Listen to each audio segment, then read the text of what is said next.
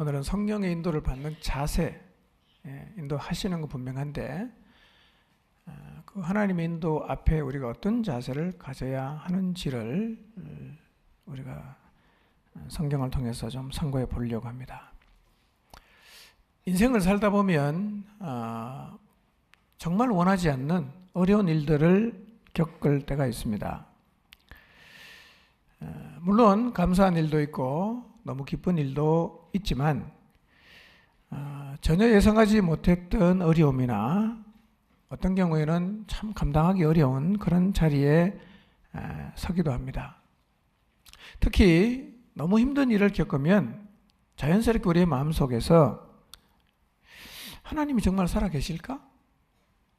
그리고 정말 나와 함께 하신다는 게 사실일까? 이분이 진짜 내 인생을 지금 인도하고 계실까?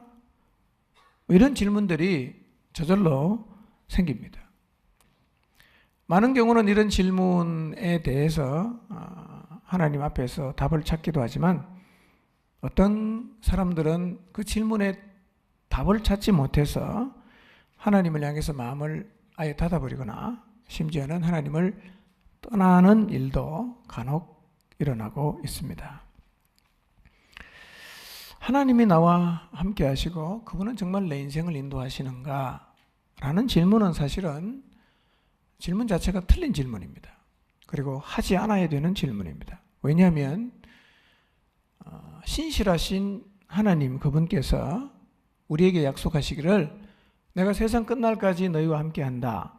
그리고 내가 너희 인생을 하나님 앞에 변화된 몸을 입을 때까지 인도하겠다.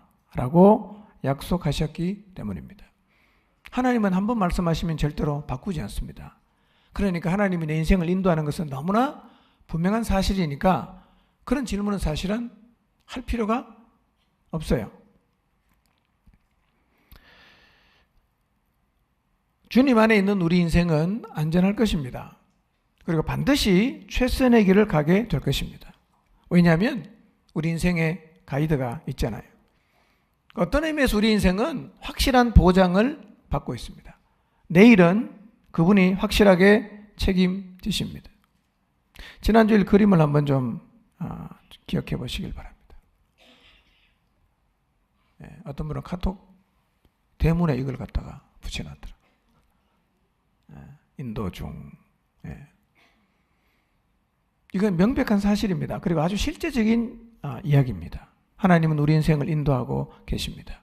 내가 지금 고난을 받고 있어도 힘겨운 인내 시간 속에 있어도 기도가 응답되지 않는 듯 보이고 이해할 수 없는 상황을 지나는 중이라고 해도 하나님은 지금 나를 인도하시는 중입니다. 우리는 지난 2주에 걸쳐서 하나님이 우리와 함께 하시고 우리를 인도하시기 때문에 인도하시지만 그럼에도 불구하고 우리의 삶에서 힘든 일, 어려운 일, 때로는 이해되지 않는 일이 일어날 수 있고 설령 그런 일이 일어난다는 것이 하나님이 나를 더 이상 인도하지 않는다는 의미가 아니라고 말씀을 드렸습니다. 이 사실을 여러분의 마음속에 다시 한번 좀 새기시기를 바랍니다. 하나님은 지금 나와 함께 하십니다. 나의 인생을 인도하십니다. 우리의 과거와 현재와 미래는 언제나 하나님의 최선입니다. 그렇기 때문에 그리스도인은 과거를 보면서 감사할 수 있어야 되고 현재를 주님에게 맡길 수 있어야 되고 다가올 내일을 걱정하지 않아야 됩니다. 이 사람이 하나님의 인도하심을 정말 믿음으로 받아들이는 그리스도인의 모습입니다. 성경의 계시록에 보면 하나님을 이렇게 소개합니다. 알파와 오메가다. 알파 오메가는 헬라어의 머리글, 헬라어의 첫 번째 단어가 알파고 마지막 단어가 오메가입니다. 한국말로 하면 하나님은 기엇과 히읗입니다. 시작부터 끝까지 그분은 다 알고 계신다는 얘기거든요. 그러니까 우리의 출발과 끝을 다 아시는 성령님이 가이드가 되어서 지금 우리의 인생을 이끌고 계십니다.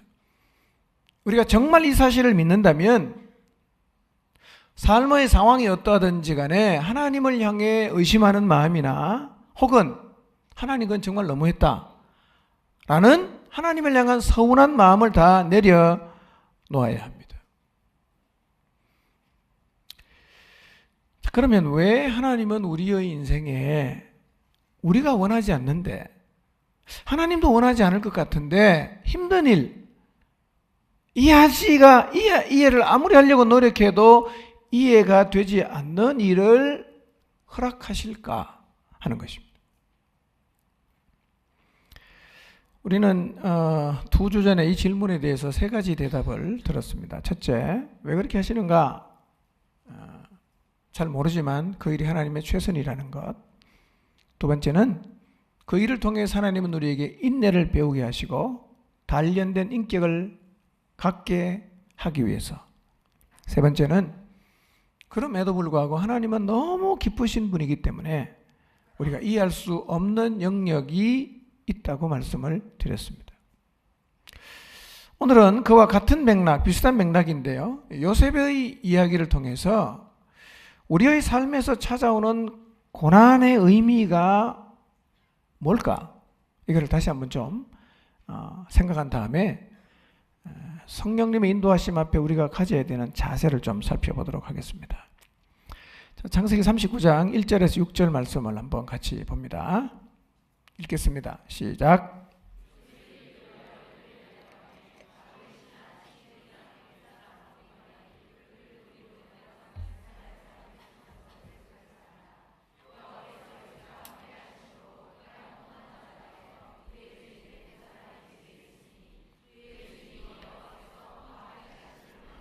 또 여호와께서 그의 범사에 형통하게 하심을 보았더라.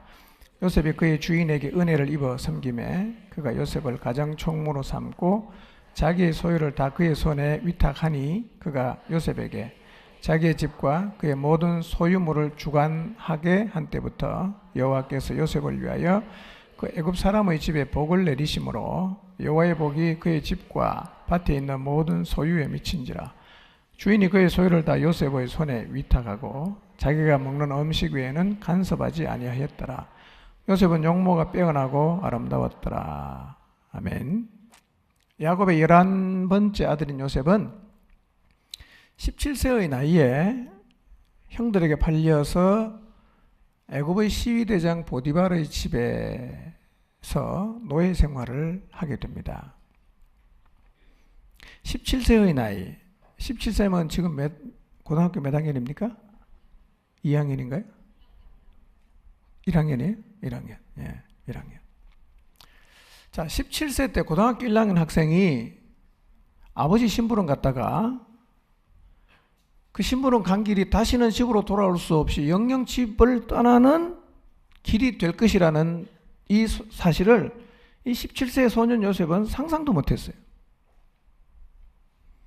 심부름 가는 길이 영집을 떠나는 길이었고 그게 남의 집에 노예살이하는 길이었어요. 형들이 질투할 정도로 아버지의 각별한 사랑을 받던 아들의 자리에서 한순간 남의 나라에 가고 종이 되어버렸습니다. 이런 상황들은 과연 하나님이 요셉과 함께 하시며 요셉의 삶을 인도하시는지에 대해서 충분히 의심하게 만드는 상황입니다. 그런데 앞에서 이 야곱이라는 사람의 삶을 아주 가까이서 확대해서 보여주었던 성경이 이제는 요셉이라는 사람의 삶을 아주 가까이서 확대해서 보여주는데 요셉의 인생 이야기를 보면 특별히 참 이해가 안 되는 부분이 있어요. 아마 들어보시면 여러분도 이해가 안 될 거예요. 제일 이해가 안 되는 게 뭐냐? 요셉이 형들에게 잡혀서 옷이 다 찢기고 물 없는 구덩이에 빠뜨려져 있다가 야 그래도 우리가 동생인데 죽일 필요까지는 있냐, 팔아먹자, 이렇게 해서 미디안 상인에게 팔려갔어요. 그런데 그때는 하나님이 아무 일도 안 하셨어요. 아무 일도 안 하셨어요. 그런데 그 다음에 말이에요. 그 다음에 이미 다 팔려가갖고 남의 나라에 가서 종노릇 하고 있을 때 하나님이 이렇게 하셨어요. 자, 2절 3절을 다시 보겠습니다. 시작.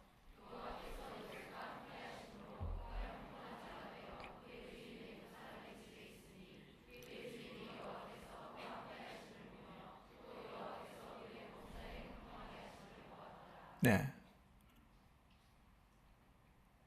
2절 3절은 노예로 팔려간 다음에 성경은 이렇게 설명합니다.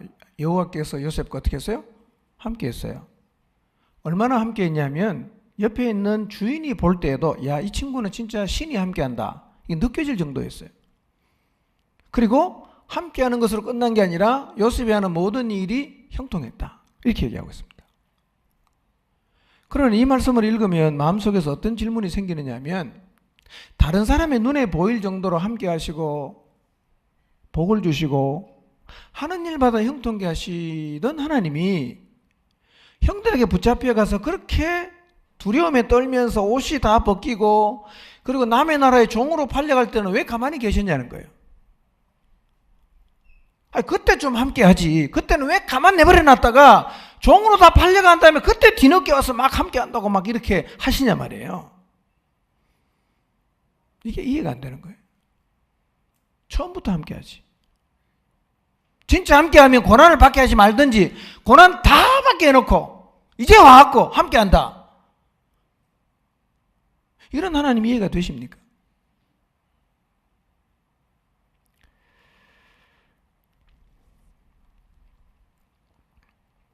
여러분, 하나님이 뒤늦게 요셉에게 미안하셨던 걸까요?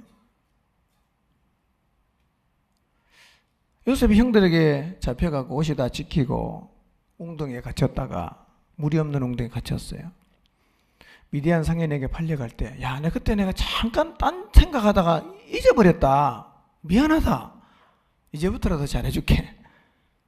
이래갖고 팔려갈 때는 아무런 행동을 하지 않으셨던 하나님이 팔려가서 종으로 살아가는 요셉을 보면서 너무 미안해갖고 그때부터 잘해주기를 시작한 것일까요? 그럴까요?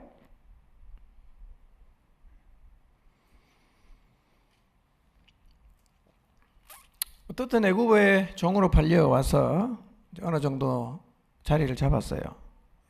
보디발 장군 집에서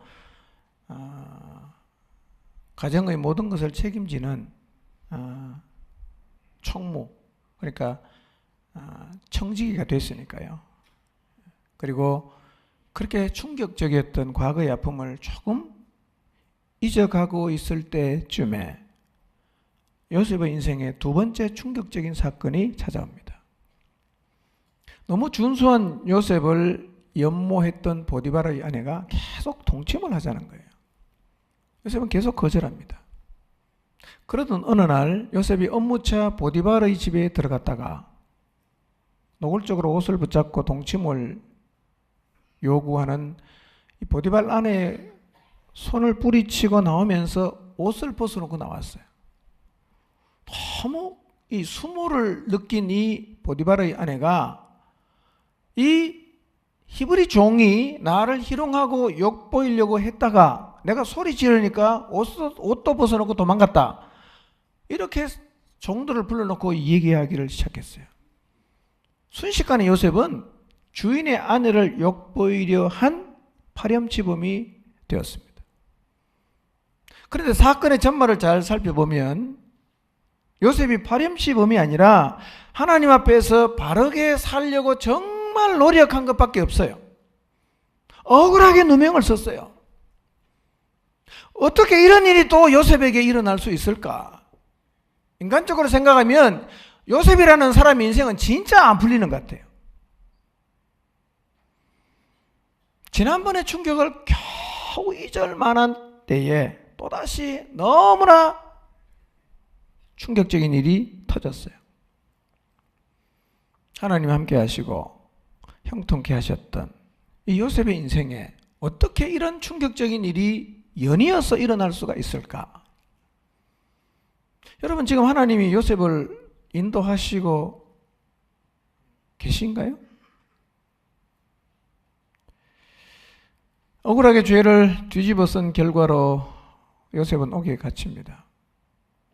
자다가도 벌떡 일어나면 진짜 이 숨이 안 쉬질 정도로 너무 억울해요.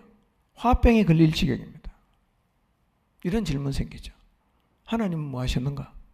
그때 하나님 뭐 했냐 이거예요. 근데 요셉의 삶을 자세히 보면 이상한 현상이 반복이 돼요.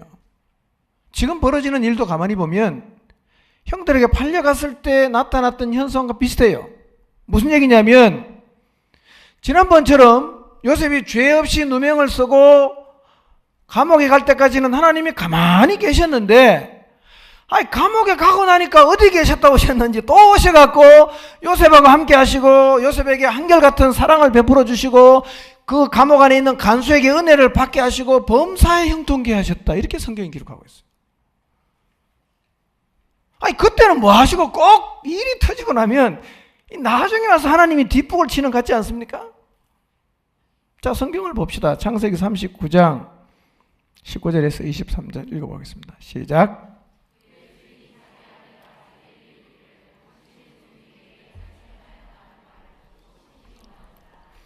이에 요셉의 주인이 그를 잡아 옥에 가두니 그 옥은 왕의 죄수를 가두는 곳이었더라. 요셉이 옥에 갇혔으나 여호와께서 요셉과 함께 하시고 그에게 인자를 더하사 간수장에게 은혜를 받게 하시매 간수장이 옥중 죄수를 다 요셉의 손에 맡김으로 그 재반 사물을 요셉이 처리하고 간수장은 그의 손에 맡긴 것을 무엇이든지 살펴보지 아니하였으니 이는 여호와께서 요셉과 함께 하심이라. 여호와께서 그를 범사에 형통하게 하셨더라. 좀 일찍 해주지. 뒤집어 쓰고 억울해서 잠 못 잘 때는 어디 계셨다가 꼭 감옥에 들어가면 노예로 팔려갈 때 안 막아주시고 노예로 다 팔려가갖고 종살이 할 때 그때 와갖고 함께 하시는 하나님이 이해가 되질 않는다는 거예요. 왜 이렇게 하시는 걸까요? 여러분, 이 하나님이 이해가 되십니까? 이런 충격적인 일이 요셉의 인생에 2번씩이나 반복이 돼요. 이럴 때 우리가 하나님을 향해서 하고 싶은 얘기가 이거예요.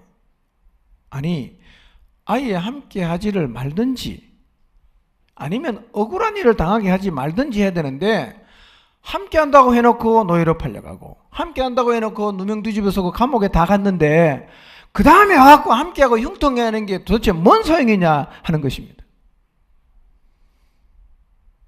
한 번도 아니고 2번씩이나. 이 2번의 사건은 요셉의 인생에서는 절대로 잊을 수 없는 굉장히 충격을 주는 사건입니다.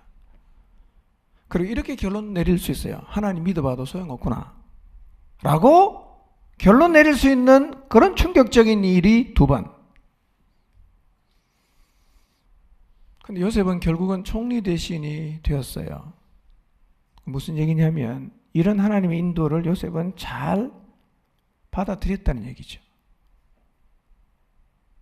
네.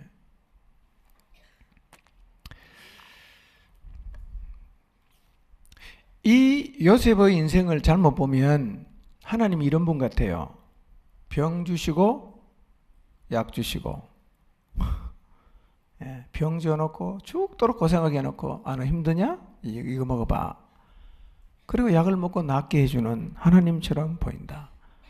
이거는 나쁘게 말하면요, 우리를 갖고 놓으시는 분이래. 하나님 아프게 했다가 괴로우면 낫게 해줬다가 또 심심하면 아프게 했다가 힘들어하면 또 낫게 해줬다가 뭐 사랑한다 했다가 완전히 인간을 가지고 장난친 것 같은 느낌이 들 수 있는 상황이 요셉의 인생에 연이어서 일어났습니다. 도대체 이렇게 하시는 이유가 뭘까? 왜 이렇게 하셨을까?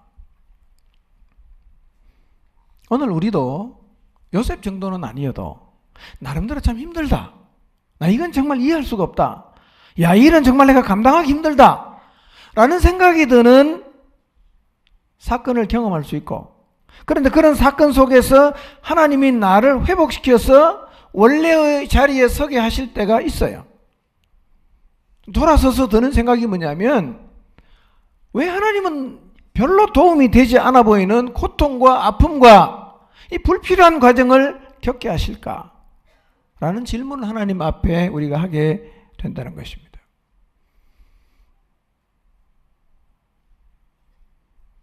여러분, 하나님이 전지전능하십니까? 하나님 우리를 사랑하시나요? 하나님이 정말 우리를 사랑하셔서 쓸데없이 고생을 시키는 분이 아니라면 우리의 인생길을 감당하기 힘든 고통과 어려운 자리를 지나게 하시고 다시 회복을 시켜주는 자리에 세우시는 과정을 통해서 우리의 인생 가운데 그분이 하시는 일이 분명히 있을 거예요. 아무런 의미 없이 고생만 하고 끝나는 게 아니라 그 과정을 지나고 나면 분명히 몰랐는데 아하, 이 과정을 통해서 하나님 내게 이걸 주셨구나. 그 하나님이 주신 것을 우리가 깨달을 때가 있어요.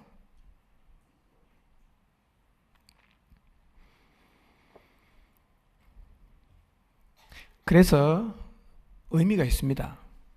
의미가 있기 때문에 잘못 보면 병 주고 약 주시는 것 같은 상황을 요셉의 인생뿐만 아니라 오늘 우리들의 인생에도 허락하신다는 사실입니다. 분명히 말씀드릴 수 있는 것은요, 우리가 참 힘든 시기를 지나서 다시 회복이 되면 그냥 회복이 됐다 이걸로 끝날 것 같지만 사실은 그 과정을 통해서 얻어지는 게 굉장히 많아요. 굉장히 많습니다. 하나님의 기대는 뭐냐? 우리가 당하는 고통이 아니라 그 고통을 통해서 빚어지는 우리의 내면이 하나님의 기대란 말이에요. 그걸 원하는 거예요.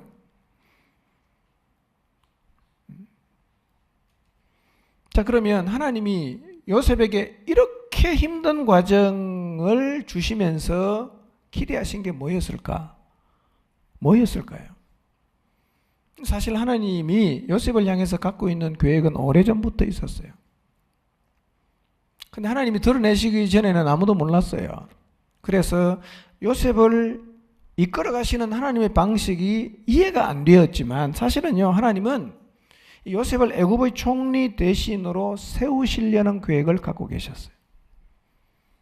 이 계획은 사실은 아브라함에게 주신 약속과도 연관이 있어요.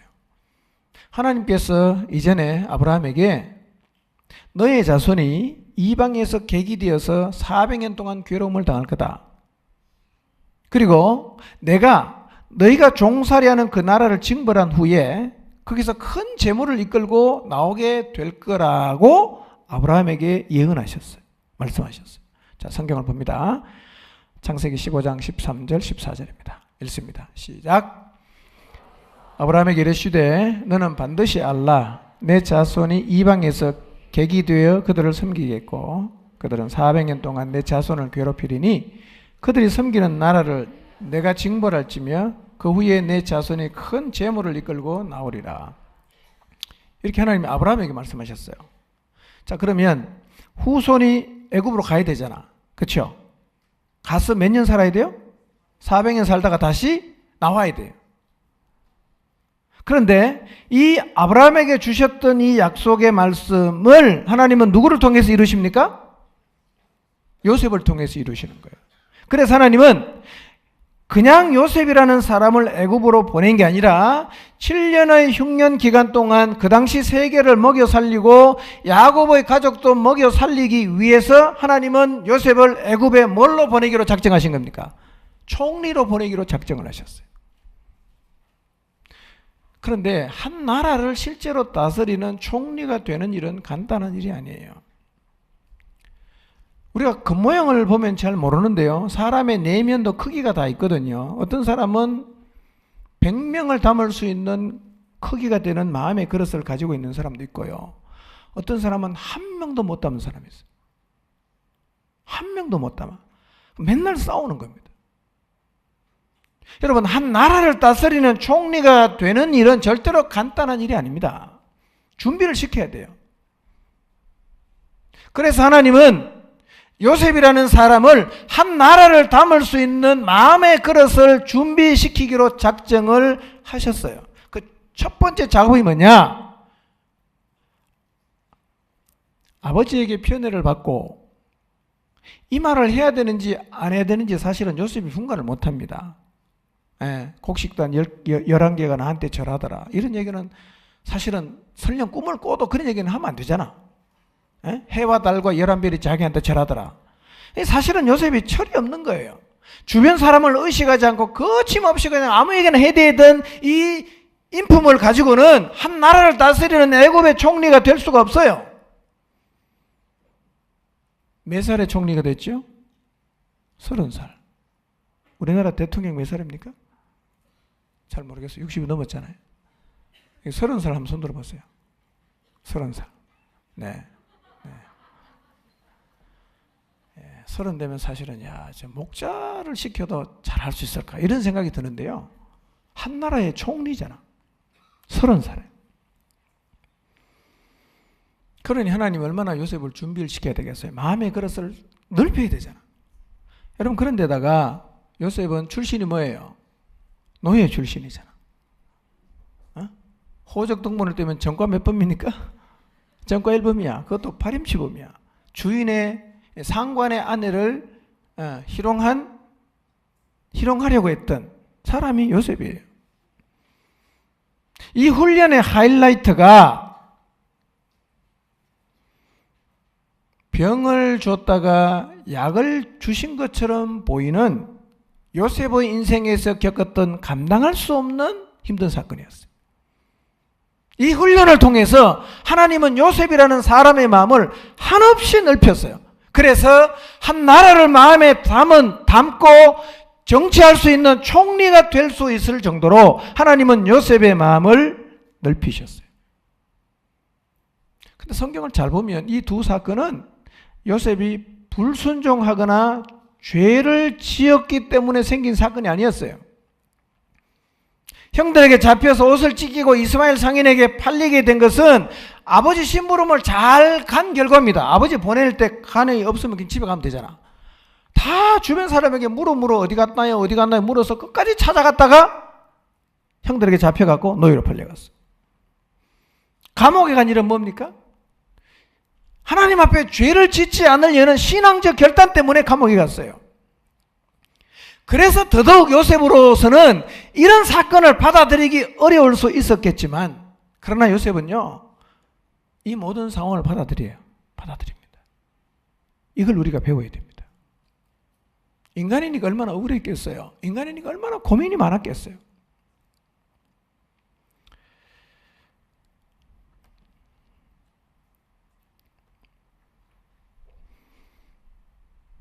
위에서도 봤지만 노예로 팔리는 과정을 가만히 그냥 보고만 계시다가 노예로 팔려갖고 노예 살해하고 있을 때 와서 함께 하시고,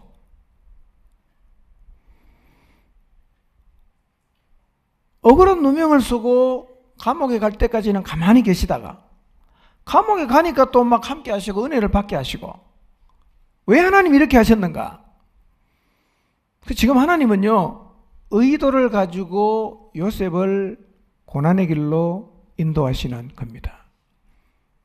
다르게 표현하면 요셉을 총리 대신으로 하나님이 세우기 위해서는 아프기도 하고 너무 억울하기도 하지만, 그러나 이 과정을 지나는 게 요셉에게는 반드시 필요했다는 거예요. 고난이 필요한 게 아니라 고난을 통해서만 요셉을 만들 수 있기 때문에 하나님은 요셉을 그 과정을 지나가게 하셨습니다. 지날 때는 힘만 드는 것 같았는데 지나고 나니까 얼마나 넓혀졌는지. 실제로 요셉은 이런 과정을 통해서 많은 것을 배웠을 거예요. 보디발의 집에 노예로 팔려갔다가 종살이하면서, 보디발은 상당히 힘 있는 관리입니다. 요즘 말하면 경호실장 정도 되는 사람인데요. 그 집 전체를 다 관리했으니까 거기서도 배울 게 굉장히 많았을 거고요. 감옥에는 어떤 감옥이냐면, 요셉이 간 감옥은 정치범들이 수용되어 있는 감옥입니다. 거기 가서 왕의 죄수들을 수종들면서 정치도 배웠을 거고 나라 경영하는 것에 대해서도 배웠을 것이고, 알고 보면 다 무슨 훈련입니까? 총리가 되는 훈련이었어요. 그러니까 억울한 일을 겪는 것도 다 뭐예요? 하나님의 인도였어요. 하나님의 일하심이었다는 것입니다. 여러분, 하나님은 오늘 우리들에게도 동일한 방식을 적용시킵니다. 우리에게도. 때로는 우리의 인생도 요셉이 걸었던 길을 걸어갈 수 있어요. 아무리 생각해도 인내 외에는 할 수 있는 게 아무것도 없는 그런 과정을 한번 지나보세요. 넓혀져요. 그리고 하나님의 뜻을 이루어 갈 수 있는 사람으로 준비가 됩니다. 아버지 품에만 자라서 어떻게 한 나라의 총리로 설 수가 있겠습니까? 그래서 하나님은 감당하기 힘든 혹독한 훈련을 요셉에게 시키시고 만드셨어요. 여러분 기억하십시오. 사람의 인격은요, 기도 몇 번 한다고 성숙되는 게 아닙니다. 이걸 꼭 기억하시길 바랍니다. 여러분 기도 많이 하는 사람이 인격이 성숙 안 한 경우가 되게 많아요. 그래서 시험 드는 거예요. 말은 청산유수야. 기도 너무 열심히 해. 그건 너무 이기적이야. 너무 누구를 험담을 잘해. 그러니까 시험 드는 겁니다. 저렇게 기도 많이 하는 사람이 어떻게 저럴 수 있냐? 이렇게 생각한단 말이에요. 우리의 신앙 인격은요, 우리의 인격이라는 것은 기도 몇 번 한다고 성숙이 되는 게 아니라 이 모든 사람의 인격이라는 것은요, 관계와 부딪힘, 사건을 통해서 절망하고 좌절하면서 억울한 일을 겪으면서 나는 잘 몰랐는데 하나님이 내 인격을 빚어가시고 마음을 넓혀가시는 거예요.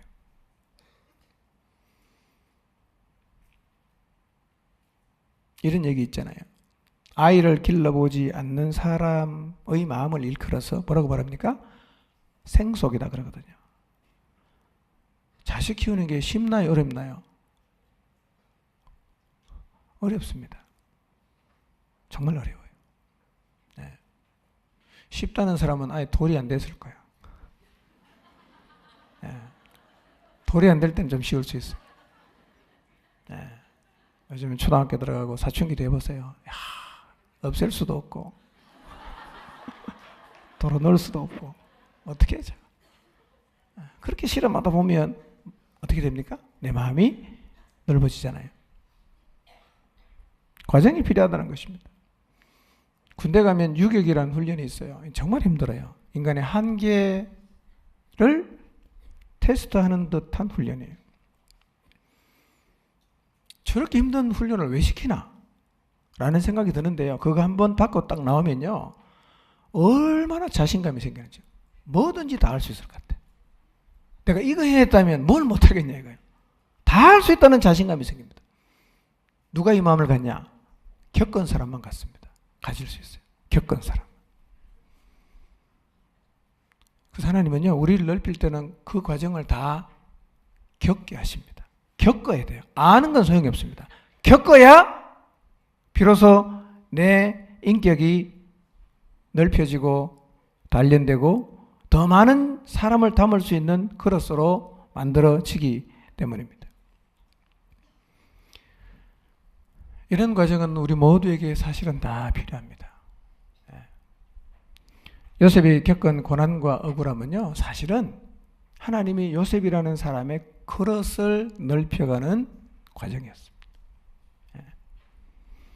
하나님은 우리를 너무 잘 아시거든요.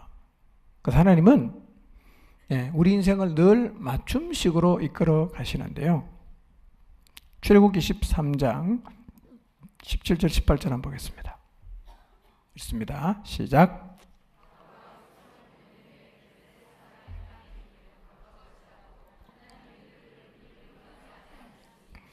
이는 하나님이 말씀하시기를 이 백성이 전쟁을 하게 되면 마음을 돌이켜 애굽으로 돌아갈까 하셨습니다. 그러므로 하나님이 홍해의 광야 길로 돌려 백성을 인도하심에 이스라엘 자손이 애굽 땅에서 대열을 지어 나올 때에 400년 애굽 생활이 끝났을 쯤 해서 하나님은 기적같이 출애굽하게 하십니다. 진짜 하나님이 능력으로 출애굽하게 하십니다. 출애굽의 목적지가 어디입니까? 광야가 아니고 가나안이었어요. 근데 애굽에서 나와서 가나안으로 가려면 길이 몇 개 있는데 하나님은 가장 가까운 길인 블레셋 사람의 땅을 거쳐가는 길이 아니라 오히려 굉장히 둘러가는 먼 길인 광야의 길로 인도하셨다라고 성경이 이야기하고 있습니다. 그 이유도 설명해 놨어요. 왜 하나님이 그렇게 먼 길로 인도하셨는가? 만약에 블레셋 사람의 땅을 지나가다가 블레셋 사람이 나와서 전쟁을 하려고 하면 변이 나왔다, 돌아가자 라고 할 것이라는 것을 하나님이 다 아셨기 때문에 가까운 길로 데려간 게 아니라 광야길로 이렇게 둘러서 하나님께서 이스라엘 백성을 인도하셨다라고 말씀을 하십니다. 그러니까 여러분, 가까운 길로 가는 게, 빨리 가는 게 반드시 최선이 아닐 수가 있어요. 빨리 가는 게 중요한 게 아니라 목적지까지 가는 게 중요합니다. 그렇죠? 빨리 가려고 하다가 중간에 딴 길로 새버리면 의미가 없습니다. 목적지까지 가는 게 중요한데, 하나님은 우리의 삶을 인도하실 때 기본적으로 뭐가 있냐? 우리를 향한 배려가 있습니다. 그리고 우리의 수준과 상태에 대한 고려가 있습니다. 배려하시고 다 고려하시고 하나님 인도해 가십니다.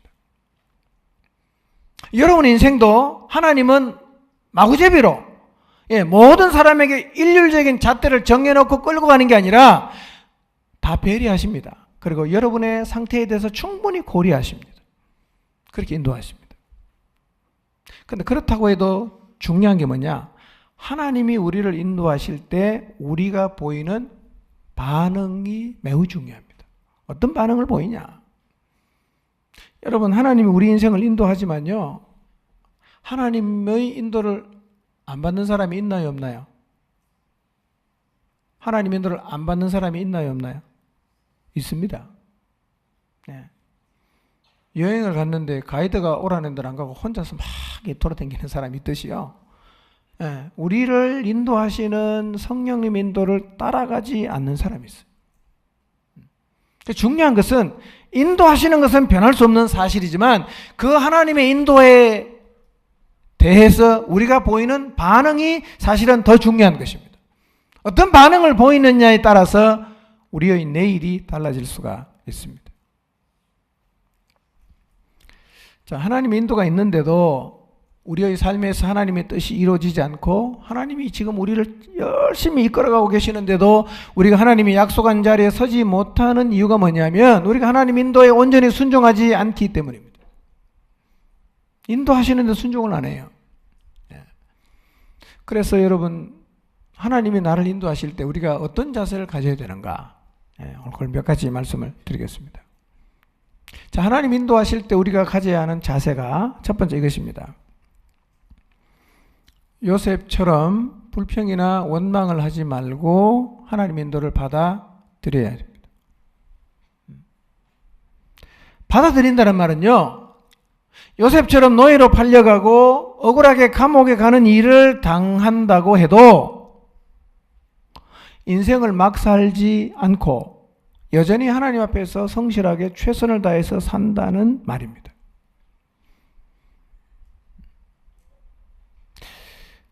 사실은 우리가 너무 힘들고 이해할 수 없는 일을 당하면 우리가 쉽게 보일 수 있는 반응이 뭐냐면 막 살아버리는 겁니다.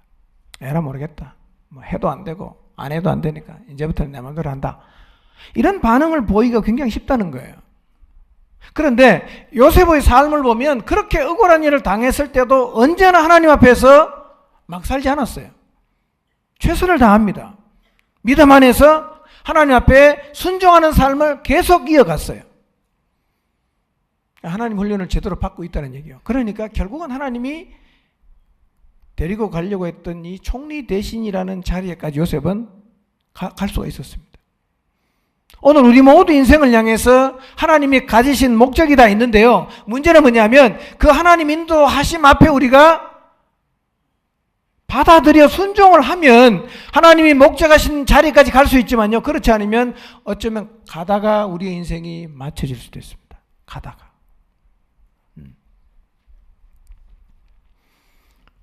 여러분, 절대로 인생 막 살지 마시기 바랍니다. 마음을 닫지 마시기 바랍니다. 막 불평하고 원망하면서 그렇게 한탄하면서 살지 마시기를 바랍니다. 예. 그렇게 하는 것은 하나님 인도를 제대로 받아들이는 자세가 아니에요. 예. 지금 여러분이 서 있는 자리가 어디든 거기가 무리바나 마사가 되지 않도록 하는 것이 하나님 인도를 제대로 받아들이고 있다는 의미입니다. 두 번째, 하나님 인도하실 때는요, 마음을 완고하게 하지 마십시오. 예. 히브리서 3장 8절을 읽어보겠습니다. 시작. 광야에서 시험하던 날에 거역하던 것 같이 너희 마음을 완고하게 하지 말라. 히브리서에서는 이런 이 말씀이 계속 반복이 되고 있어요. 광야에 살던 이스라엘, 사실 다 요셉의 후손들이거든요. 이 요셉의 후손들은 요셉과는 다르게 하나님의 인도를 제대로 받아들이질 못했어요. 조금만 힘들면 마음을 닫았어요. 조금만 힘들면 하나님을 거부했어요. 조금만 힘들면 하나님을 거역했습니다. 그래서 고린도후서 10장을 보면 이스라엘 백성은 광야를 지나면서요, 하나님을 얼마나 자주 원망했는지 몰라요. 너무 원망을 많이 했어요. 조금만 힘들면 바로 원망합니다. 조금만 내 마음에 안 들면 바로 원망해요. 그리고 하나님을 시험을 자주 했습니다. 욕망을 따라 살았어요. 여러분, 요셉의 인생에 관한 성경의 기록을 읽어보세요. 요셉은 원망하지 않았던 사람이에요. 불평하지 않았던 사람이에요. 네. 그러니 하나님이 그렇게 혹독한 훈련을 시키시고 30세에 그 당시 세계 최강국이었던 애굽의 총리로 세울 수가 있었겠죠. 그러니 하나님의 인도하심 앞에 자꾸 원망하고 자꾸 불평하고 마음을 닫는 이 태도가 완고한 태도입니다. 이런 태도를 갖게 되면 결국은 우리가 하나님의 인도를 자꾸 거부하게 되거든요. 그러면 하나님이 우리를 데리고 가려고 했던 목적지를 향해서 굉장히 느리게 갈 수 있고요, 심하면 가다가 중단될 수도 있어요. 가다가. 여러분의 마음이 하나님의 인도하심 앞에 완고해지지 않도록 조심하시기를 바랍니다. 성경에서요, 완고하고 강팍한 마음을 가졌다가 인생을 망친 대표적인 사람이 한 사람 있어요. 누굽니까? 바로예요. 바로. 예. 하나님이 모세와 아론을 보내서 내 백성을 내보내다오, 우리가 광야에 가서 하나님 앞에 제사를 드리려고 한다 그 하면서 재앙을 몇 개 내렸죠? 10개. 10번 할 때까지 바로는 계속해서 강팍한 마음을 가지고 하나님을 거부했습니다. 내보내고도 다시 마음이 강팍해져 갖고 따라왔다가 결국은 홍해에 와서 다 수장이 되고 말았습니다. 여러분, 하나님 앞에서, 하나님의 인도하심 앞에서 마음이 강팍해지지 않도록 하시기를 바랍니다. 예. 계속 강팍한 마음을 가지면요, 바로의 전철을 밟게 되어 있습니다. 근데 강팍한 마음을 안 가지려고 하는데 자꾸 마음이 강팍해지면 어떻게 해야 되죠? 말씀의 자리로 돌아가시면 돼요. 기도의 자리로 돌아가시면 됩니다. 하나님에게서 멀어지면 우리의 마음은 완고해지거든요. 꼭 기억하십시오. 하나님의 인도는 우리의 최선입니다. 우리의 최선이긴 하지만 힘들 수는 있어요. 우리의 최선이긴 하지만 때로는 이해가 안 될 수가 있습니다. 그렇지만 절대로 원망하거나 불평하거나 하나님을 향해서 마음을 닫지 않도록 조심하시길 바랍니다. 세 번째, 하나님 인도하심 앞에 우리가 보여야 되는 반응이 뭐냐? 감정적으로 대응하거나 인간적으로 계산하지 말고 순종해야 됩니다. 때로는 하나님 인도가 우리의 이성과 감정에 이해가 안 되고 동의가 안 될 수 있어요. 요셉이 겪은 두 사건도 사실은요, 감정적으로도 이성적으로도 이게 이해가 안 되고 동의가 안 되는 일이었습니다. 근데 요셉은 잘 모르긴 하지만 일단 받아들였거든요. 일단은 받아들였어요. 그런데 마태복음 1장 19절, 20절, 24절 보면 그 사람은 아닌데 또 다른 요셉의 이야기가 나와요. 참 읽어볼까요? 시작. 그의 남편은 의로운 사람이라 그를 드러내지 아니하고 가만히 끊고 자여 이 일을 생각할 때에 주의 사자가 현몽하여 이르되 다윗의 자손 요셉아 내 아내 마리아 데려오기를 무서워하지 말라. 그에게 잉태된 자는 성령으로 된 것이라. 요셉이 잠에서 깨어 일어나 주의 사자의 분부대로 행하여 그 아내를 데려왔으나 그랬어요. 자, 하나님이 사람이 되어서 인류 역사 속에 들어와야 되는데 이건 보통 일이 아니잖아요. 하나님이 사람이 되어야 됩니다. 남자와 여자의 관계를 통해서가 아니라 성령으로 잉태되어서 하나님이 이 땅에 오셔야 되는데 누구를 통해서 하나님이 일을 하셨을 누구를 통해서 일을 하실까? 아마 하나님은 굉장히 많이 생각을 하셨겠죠? 하나님이 선택한 사람이 누구냐면 마리아와 요셉이었습니다. 자, 어느 날 이 요셉은 창세기에 나오는 요셉 아니고 예수님의 아버지 요셉입니다. 요셉이 자기하고 정혼했던 마리아가 아이를 가졌다는 소식을 들었어요. 자기는 알잖아. 이게 자기 애인지 나무 애인지. 자기는 알거든. 근데 한 번도 동침한 적이 없는데 아이를 가졌으니까 요셉이 생각할 때는 틀림없이 그는 남의 남자의 아이라고 생각할 수밖에 없어요. 그래서 요셉이 내린 결론이 뭐냐면 가만히 정리하자. 이게 요셉의 생각이었어요. 선한 사람이니까 가만히 끊자. 왜냐하면 이 일은 이성적으로든 감정적으로든 용납이 안 되는 일이거든요.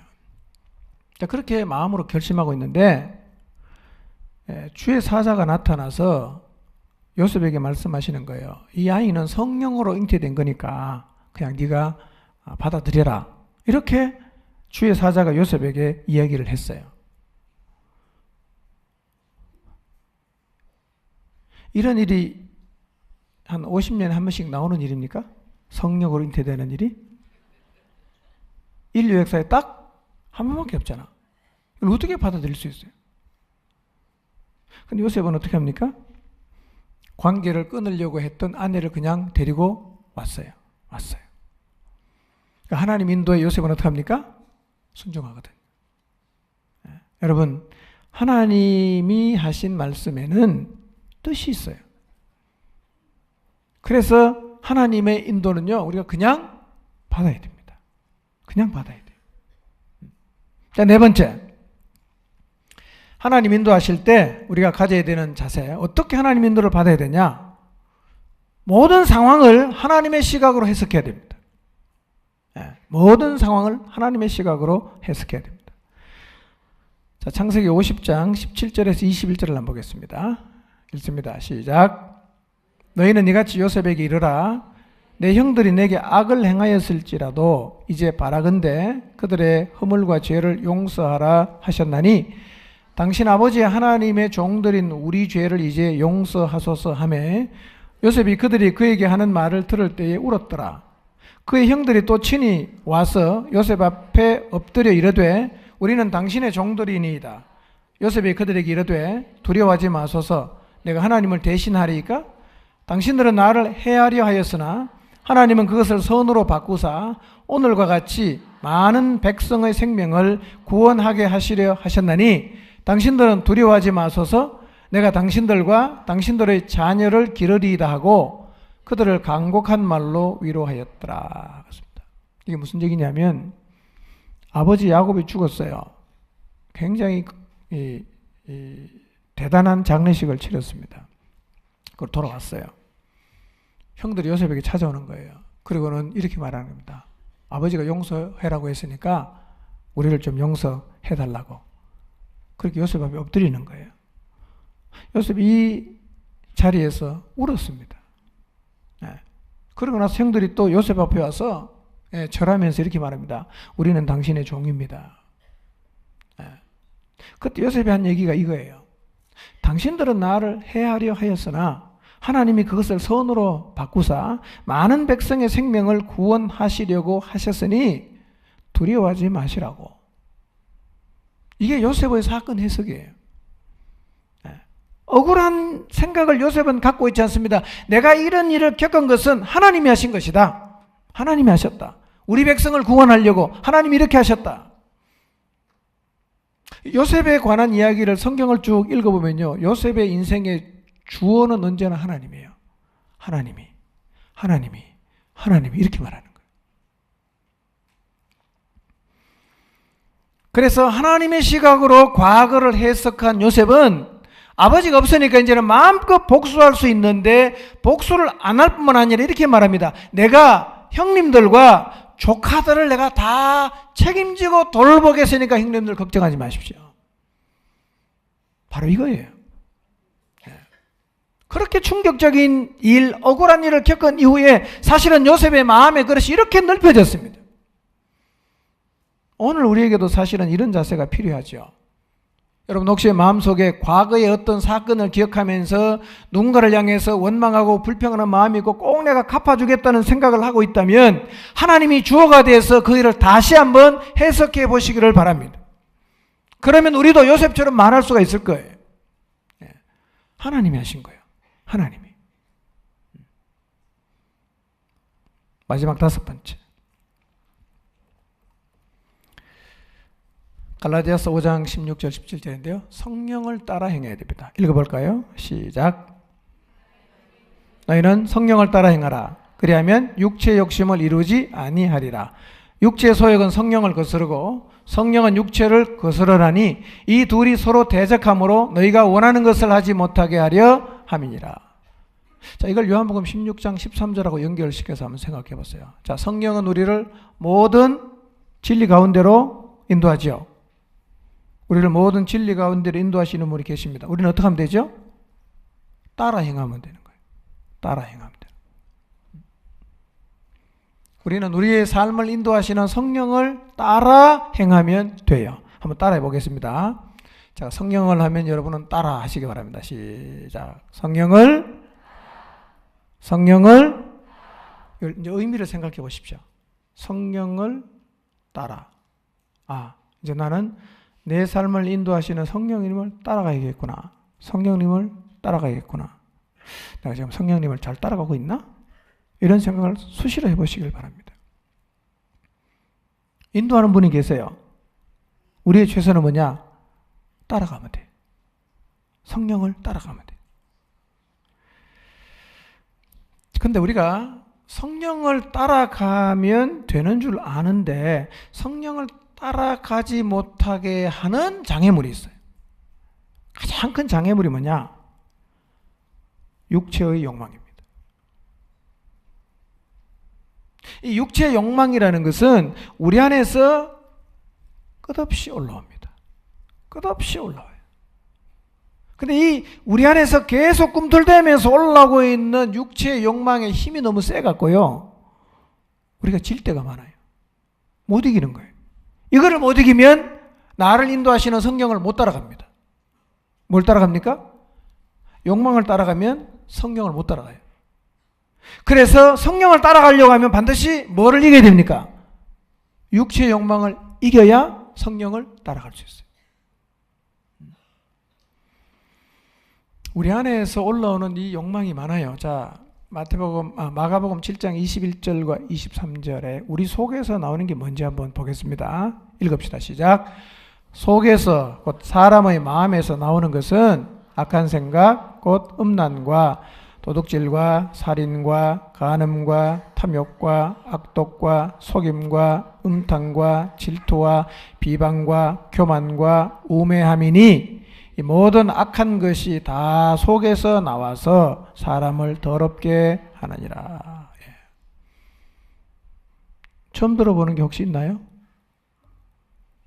다 알고 있는 거죠? 되게 친한 거죠? 안 친합니까? 네. 이 욕망들이, 이 속에서 나오는 이 구체적인 욕망들이 우리를 성령을 따라가지 못하게 발목을 잡아요. 이게 끝없이 올라오는 거예요. 그래서 우리는 성령을 따라 행해야 된다는 생각은 늘 갖고 있지만 동시에 우리 안에서 계속해서 올라오는 이 육체 갈망 두 사이에 끼어 있는 거예요. 그래서 때로는 갈짓적으로 합니다. 성령을 따라갔다가 욕망을 따라갔다가 이러기도 하고, 어떤 사람은 아예 육체 욕망만 계속 따라가기도 하고, 어떤 사람은 계속 성령 욕망을 따라가기도 하지요. 자, 그럼 어떻게 하면 쉬지 않고 내 안에서 나오는 육체 갈망을 뒤로 하고 성령을 따라 행할 수가 있을까요? 어떻게 하면 성령을 따라 행할 수 있을까요? 결심해서 되는 건 아닙니다. 결단이 필요하긴 하지만 하나 더 필요한 게 있습니다. 그게 뭐냐면 갈망이 생겨야 됩니다. 왜 우리가 육체의 욕망을 따라가느냐 하면 그걸 너무 하고 싶은 거예요. 갈망이 막 생기니까 하는 겁니다. 그런데 마찬가지로 성령을 따라가는 것도 우리 안에 뭐가 있어야 됩니까? 그렇게 살고 싶은 갈망이 있어야 된다는 거예요. 갈망이 없으면 안 사라지는 거예요. 그런데 성령을 따라 살고 싶은 갈망은 어떻게 생깁니까? 말씀과 기도입니다. 내 안에 말씀이 살아있으면, 기도를 하나님과 깊은 교제 가운데 살면 갈망이 내 안에 생긴단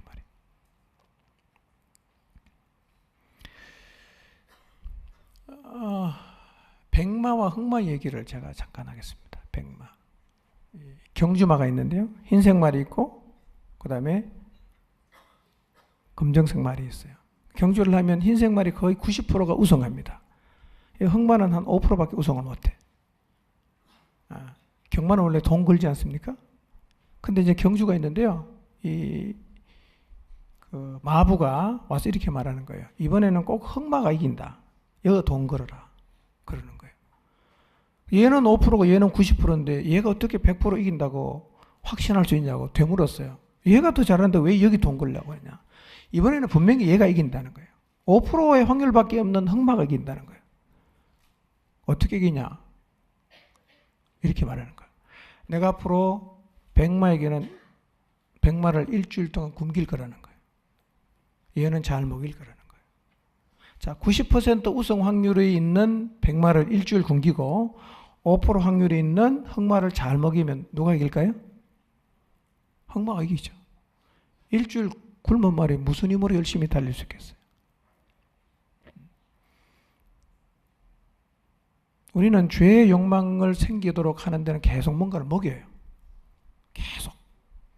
그런데 성령의 갈망을 따라 살아가는 데는 계속 굶긴단 말이에요. 그러니 붙으면 계속 진단 말이에요. 하나님의 말씀과 기도가 우리 안에 담겨져 있지 않으면요, 성령을 따라 살고픈 마음 자체가 안 생겨요. 안 생기니까 계속해서 우리는 머리로는 그렇게 살아야 된다고 생각을 하지만 육체의 갈망을 따라갈 수밖에 없다는 것입니다. 여러분이 정말 성령을 따라 행하려고 하면 다시 말씀의 자리, 기도의 자리로 나가야 됩니다. 그리고 지금 여러분의 마음속에서 성령의 인도를 따라 살고 싶은 마음이 자꾸만 사라지고 있으면 이게 굉장히 신앙의 위기가 찾아왔다고 인식을 하고 다시 그 갈망을 가질 수 있도록 말씀과 기도의 자리로 나가셔야 됩니다. 그러지 않으면 계속해서 우리는 육체의 갈망을 따라 살아가게 된다는 말입니다.